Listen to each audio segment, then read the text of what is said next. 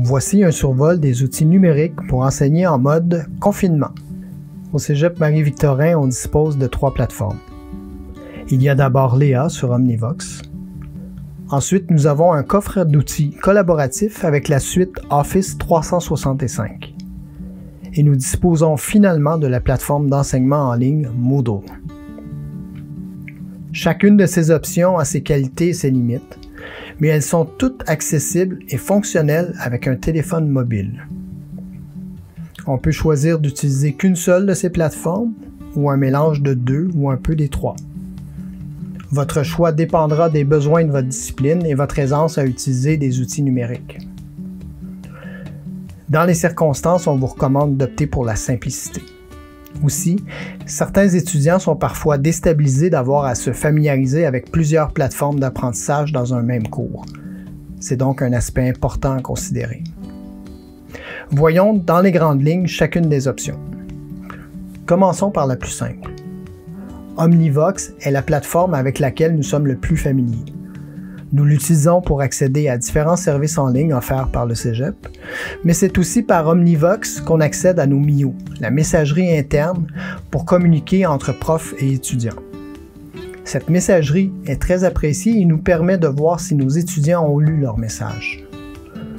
De son côté, Léa nous permet de diffuser toutes sortes de documents numériques, nos plans de cours, des PDF, des PowerPoint commentés avec de l'audio, d'émettre des consignes précises pour des travaux, de les ramasser en quelques clics pour les évaluer et de rendre ensuite aux étudiants très facilement leurs copies corrigées. Mais Léa nous permet aussi d'activer un forum de classe, de partager des liens vers des vidéos en ligne et même de partager des contenus pédagogiques sur le web. Léa est une plateforme simple qui peut nous permettre de faire l'essentiel de nos activités d'enseignement, mais sans option de collaboration et sans possibilité d'interaction en direct avec les étudiants.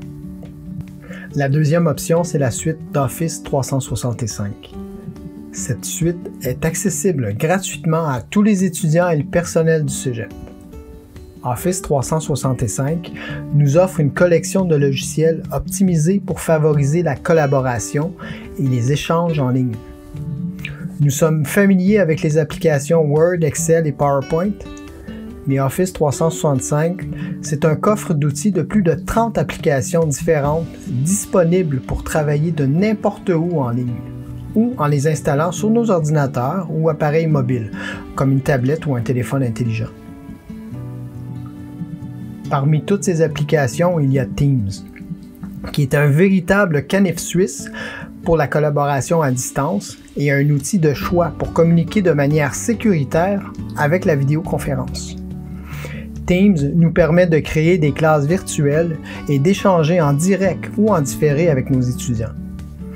Tous les logiciels de la suite d'Office s'intègrent à merveille avec Teams et facilitera les travaux en équipe et les suivis que vous aurez à faire du parcours de vos étudiants. Troisièmement, la plateforme Moodle. Moodle nous permet de transposer notre cours dans une structure visuelle simple, soit thématique ou hebdomadaire. Un peu plus complexe pour se familiariser avec toutes ces possibilités, Moodle dispose néanmoins d'outils d'évaluation très robustes et sécuritaires. Ces outils peuvent prendre un certain temps à mettre en place, mais peuvent aussi nous faire sauver un temps considérable de correction et de préparation pour les sessions à venir.